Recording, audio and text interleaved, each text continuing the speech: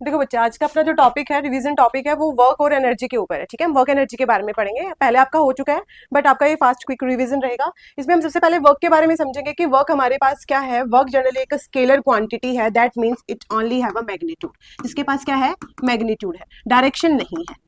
ठीक है, अब आप सोचोगे कि मैम ये स्केलर क्वांटिटी है, बट फोर्स तो वेक्टर क्वांटिटी है और डिस्प्लेसमेंट भी वेक्टर क्वांटिटी है। हाँ बच्चे, वेक्टर क्वांटिटी का प्रोडक्ट ही स्केलर आया है, दैट्स वाई ये आपकी स्केलर क्वांटिटी है।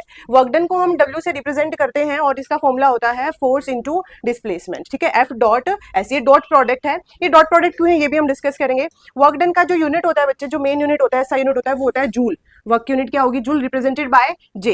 एंड उसकी जो सेकेंडरी यूनिट है, सीजीएस यूनिट जो होगी, उसको हम बोलेंगे न्यूटन मीटर। क्योंकि देखिए, work is equal to force into displacement. Force का क्या होता है? न्यूटन, और डिस्टेंस का क्या होता है? Unit metre. तो वर्क डन का यूनिट क्या हुआ? न्यूटन मीटर भी और जूल भी। ठीक है, इसका मेन यूनिट जूल रहेगा।